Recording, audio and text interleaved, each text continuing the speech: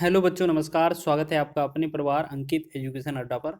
आज हम बात करने वाले हैं आपके बहुत ही महत्वपूर्ण प्रश्नों के बारे में जो आपके जो आपकी एलसीएम और एचसीएफ से रिलेटेड हैं। यहाँ पर कुछ महत्वपूर्ण क्वेश्चन लिए हैं जो आपके रेलवे के एग्जाम ने प्रीवियस ईयर पूछे हैं और निश्चित ही आपको इस तरीके के क्वेश्चन एग्जाम में देखने को मिल सकते हैं। तो आपको इन क्वेश्चनों को कैसे बनाना है तो ये देख लीजिएगा। क्वेश्चन लिखा है यहाँ अंडर रूट 169 का वर्गमूल और अंडर रूट 27 का घनमूल, अंडर रूट 64 का जो है वो घनमूल निकालना है और 144 का जो है वो वर्गमूल निकालना है। इस तरीके से ये आपके यहाँ अंडरवुड के अंदर दिए गई वैल्यू हैं।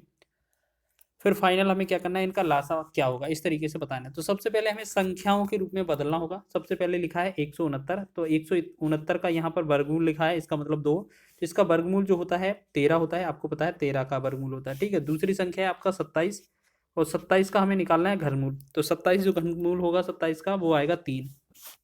घन तो आपको पता होगा ना, 64 का घनमूल निकालेंगे तो 64 का घनमूल की बात करें तो ये 4 का घन है, इसका मतलब है ये 4 का घनमूल है, इस 4 इसका घनमूल होगा। तो 144 का बात करेंगे तो यहाँ पर अंडरवुड में 2 लिखा है बाहर, तो ये बाहर 2 का मतलब होता है वर्गमूल। तो ये 144 को हम क्या करेंगे, 12 का वर्ग लिख लेंगे, या 12 का वर्गमूल हो जाएगा इसका। ठीक है, अब हमारे पास 13, 3, 4 और 12 इन सबका लासा निकालना है। आपको याद रखना है लासा निकालने के लिए हमें एक बड़ी संख्या देखनी होती है जिनमें से छोटी वाली सभी संख्या भाग चला जाए। 3 का और 4 का हमारा इस संख्या में 12 में भाग चला जाता है, तो हम इसको हटा देंगे। बस जो 13 और 12 का जो एलसीएम आएगा वो आंसर हो जाएगा। अब 13 और 12 में कुछ भी कॉमन नहीं है तो हम क्या करेंगे, इन दोनों का गुणा कर देंगे, तो जो भी आंसर आएगा वही आंसर हो जाएगा हमारा। ठीक है, तो 12 तिया 36 हो जाएगा और 12 एकम 12 3 15। तो हमने देखा 156 जो बनेगा इनका एलसीएम बनेगा, एलसीएम लघुत्तम समापवर्त। ऑप्शन नंबर ए विकल्प आपका राइट हो जाएगा। ठीक है, इस तरीके से बहुत ही आसान प्रश्न है, एग्जाम में बन सकता है, तो बना लेंगे आसानी से। नेक्स्ट क्वेश्चन है आपका, ये क्वेश्चन बहुत इंपॉर्टेंट है। इस पर आपका युग्म पर आधारित क्वेश्चन पूछा जाता है। दो संख्याओं का योग आपका 288 है और महत्तम समापवर्तक एचसीएफ 16 है। ऐसी संख्याओं के कितने जोड़े या युग्म संभव हैं? तो हम बात करेंगे इसमें, यहाँ पर क्वेश्चन में, तो यहाँ पर हम बात करेंगे तो इसे बनाएंगे कैसे, आप ये समझें कि यहाँ पर जोड़े निकालने हैं। तो आपको क्या करना है, योग लिखा है तो हमें क्या करना है, a प्लस बी कर देना। मतलब दो संख्या है तो दो संख्या का a प्लस बी होगा। वो कैसे निकलेगा, जो 288 होगा ना, 288, और इसमें एचसीएफ से भाग कर देना आप। एचसीएफ से भाग करेंगे तो आपका 16 से भाग करेंगे, 16 एकम 16, 16 से 16 अट्ठे 128। तो हमने देखा जो हमारा a प्लस बी बनेगा वो हमारा 18। मतलब हमें पता है कि जो इनकी संख्याओं का योग है वो 288 है, लेकिन जब हम एचसीएफ से इसको भाग करेंगे तो हमारे जो एचसीएफ से निकलेंगे वो हमारे जोड़े निकलेंगे a प्लस बी। अगर यहाँ अंतर लिखा होगा तो हमें अंतर करना है, लेकिन करना यही है कि एचसीएफ से एलसीएम में भाग करना है। ठीक है, हमेशा। तो अब ऐसी दो संख्या बताइए जिनका योग 18 हो। तो हम देखेंगे 1 और 17 को जोड़ेंगे। ठीक है, फिर आप 2 और 16 को जोड़ें, 3 15 को जोड़ लें, 4 14 को जोड़ लें, 5 13 को जोड़ें, 6 12 को जोड़ दें और 7 11 को जोड़ें, 8 10 को जोड़ें। उसके बाद अब क्या करेंगे, 9। अब 9 11, यहाँ पर एक चीज़ हो गया, 9 एक चीज़, 8 10 हो गया, 9 और 9 हो गया। ठीक है, इतनी सारी संख्या हो गई। अब देखिएगा इनसे ज़्यादा तो बनेंगी नहीं, क्योंकि 10 और 8 दोबारा से होने लगे। ये सारी संख्याएं हो गई इतनी कि जिनका योग 18 आ रहा है। अब इनमें से कौन सा सही है आपको ये देखना है। कोई भी ऐसा जोड़ा जिसमें किसी भी संख्या से भाग ना जाए, सिर्फ एक को छोड़कर। जैसे 1 और 17 में 1 से भाग जाता है, इसके अलावा कुछ कुछ से भी किसी से भी नहीं जाता, तो ये बात सत्य है, मतलब ये जोड़ा माना जाएगा। 2 और 16 में 2 से भाग चला जाता है तो ये गलत हो जाएगा। मतलब हमें क्या करना है कि जो जोड़ा है उनमें कोई भी संख्या कॉमन नहीं होनी चाहिए सिवाय एक की। एक तो सभी में कॉमन होता है, उसके अलावा कोई भी चीज़ कॉमन नहीं आनी चाहिए, तो वो हमारा युग्म माना जाएगा। 3 15 में 3 से भाग चला जाता है दोनों में, तो ये घट जाएगा, ये नहीं माना जाएगा। 4 14 में ये 2 से भाग चला जाता है, घट जाएगा, हटा देंगे। 5 13 में भी नहीं जाता है किसी से भाग, तो ये सही है। 6 12 में 6 से भी जाता है, 2 से भी, तो ये गलत हो जाएगा। 7 11 का ये भी सही है हमारा, क्योंकि 7 11 में भी किसी भी संख्या से भाग नहीं जाता है। 8 10 में 2 से भाग चला जाता है, हटा देंगे। 9 9 में 3 से 9 से भाग चला जाता है, हटा देंगे। मतलब हमें वह संख्या लेनी थी सह अभाज्य संख्या जिसका एक के अलावा कोई अवयनिष्ठ गुणनखंड ना हो। तो यह हमने देखा, ऐसी 3 संख्याएं बन रही हैं, मतलब 3 जोड़े बन रहे हैं। तो इसका मतलब क्या है, हमारा जो आंसर होगा वो डी विकल्प ही हो जाएगा, कि 3 जोड़े इसका राइट आंसर हो जाएगा। ठीक है, एग्जाम में बन सकता है इस तरीके का प्रश्न। नेक्स्ट क्वेश्चन की बात करेंगे। अगला क्वेश्चन लिखा है इस तरीके से, 408 और 1032 के महत्तम समावर्तक एचसीएफ को 516 m माइनस 252 गुणे 4 के रूप में व्यक्त किया जाता है। तो m का मान ज्ञात कीजिए। देखिए सबसे पहले क्या करना होगा हमें, सबसे पहले 408 है और 1032 है, सबसे पहले इनका तो हमें एचसीएफ निकालना होगा। तो एचसीएफ निकालेंगे हम, मान लेते हैं 4 से डिवाइड करें किसी भी संख्या से जिसका हमें सबसे भाग चला जाए सब में। 4 एकम 4 0, 4 दूना 8, और यहाँ पर फिर करेंगे 4 दूना 8 और 2 23, 4 पंचे 20 और 4 अट्ठे 32। फिर हम क्या करेंगे, मान लेते हैं 6 से डिवाइड करेंगे। 6 एकम 6, 6 7 42 और 6 चौके 24, 6 तिया 18। अब देखिए अलग अलग आ गया, तो ये जो होंगी साइड में हमारा जो होगा एचसीएफ। आप एचसीएफ कई सारे तरीकों से निकाल सकते हैं, ठीक है। ये हमारा 24 हो गया, या आप भाग विधि से भी निकाल सकते हैं। तो हमने देखा इसका एचसीएफ 24 आ गया, तो हमें क्या करना था, इस वाले समीकरण के बराबर लिखना था, यानी कि 516 m माइनस 252 गुणे में 4 बराबर 24, ठीक है। 200 मतलब 24। अब 252 का 4 में गुणा करेंगे तो ये हो जाएगा 1008, ठीक है। 1008 और 1008 अगर उधर जोड़ेंगे 24 में, तो 516 का जो m का वैल्यू होगा वो हो जाएगा 1032, ठीक।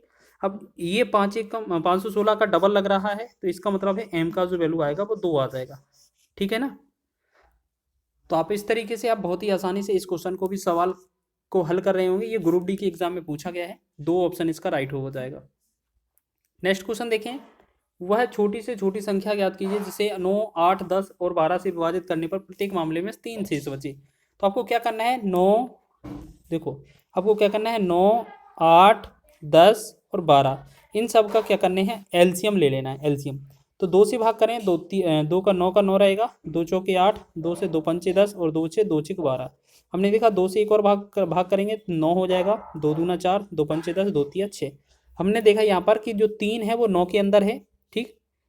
बस इसका जो लासा आएगा, अब लासा अपने तरीके से भी कर सकते हैं। तो एलसीएम जो होगा 2 गुणे में 9 गुणे में 2 गुणे में 5, इन सब का गुणा करेंगे अगर हम, तो 2 दूना 4, 4 पंचे 20 दूनी 40, 4 नम 36, यानी कि ये बनेगा लासा जो बनेगा 360 बन जाएगा हमारा, ठीक है। अब हमसे पूछा है प्रत्येक मामले में शेष 3 बचता है, तो आपको याद रखना है जो 360 आया है हमारा लासा, उसमें +3 कर देना, हमारा आंसर हो जाएगा 363, ठीक है। तो ये आपका ऑप्शन नंबर सी इसका राइट हो जाएगा। अब हम आगे बढ़ें अगले क्वेश्चन की ओर। अगला क्वेश्चन देखेंगे, 7 का वह है लघुत्तम गुणज ज्ञात कीजिए जिसे 8, 12 और 16 से विभाजित करने पर प्रत्येक मामले में 3 शेष बचता है। तो सेम क्वेश्चन वैसा ही है कि 8 को, 12 को और 7 को हमें क्या करना है, लघुत्तम नहीं सॉरी 7 का लघुत्तम गुणज बोला है, तो हमें सबसे पहले 8, 12 और 16 का लघुत्तम या लासा निकालना है, 8, 12 और 16, ठीक है। तो इससे हम क्या करेंगे, लासा निकालेंगे। तो इस 8 को तो 16 के अंदर लिख सकते हैं, तो 16 8 हटा देंगे, 12 और 16 का निकालेंगे, तो 4 से 4 तिया 12, 4 चौके 16। अब हमने देखा अलग अलग हो गया वैल्यू, तो 4 का, 3 का और 4 का गुणा करेंगे अगर हम सबका, तो 4 तिया 12, 12 चौके 48, तो 48 होगा हमारा लासा, ठीक है। 48 होगा लासा। अगर इसमें हम 3 जोड़ते हैं तो कितना होता है, 51, लेकिन 51 तो आंसर है नहीं, तो हमारा जो आंसर आएगा वो 48 इंटू के प्लस में 3। के का वैल्यू आपका 1, 2, 3, 4, 5, 6, 7 कुछ भी हो सकता है, जब तक आपका 7 से विभाजित संख्या ना हो, ठीक है। तो आप देखेंगे आपका देखो 56 48 के करीब तो होना नहीं है, ठीक है। 48 दूना 96 होता है, तो ये भी आंसर गलत हो जाएगा। 48 तिया करके देखते हैं अगर हम, 48 का अगर मान लेते हैं के का वैल्यू 3 रख कर देखें, तो 48 तिया 3 से गुणा करें, देखो के बराबर कितना रखें, 3, तो 3 का 48 में गुणा करेंगे और प्लस में 3 करेंगे, तो 3 24 और 3 चौके 12 और 2 14 प्लस में 3, तो हमने देखा 147 बना, ठीक है। तो 147 इसका राइट आंसर है। लेकिन एक तरीका और है इस क्वेश्चन को बनाने का, वो कैसे, आप विकल्प के माध्यम से हल करने। आपको करना क्या है, सबसे पहले 16, 12 और 8 दिया है ना, तो हम इन सभी में, आपका देखो आंसर तो दिया है 3 शेष बचने पर, अगर हम इन सभी में 3 घटा दें, जैसे 48 में 3 घटाया 45 बनेगा, 56 में 3 घटाया तो ये आपका 53 बनेगा, 70 में 3 घटाएंगे तो ये 67 बनेगा, और 147 में 3 घटाएंगे तो 144 बनेगा, ठीक है। अब आपको क्या करना है, आपको ये चेक करना है कि 8, 12 और 16 से विभाजित कौन सी संख्या हो जाएगी। तो हम एक काम करते हैं, बड़ी वाली संख्या से ही डिवाइड कर लें।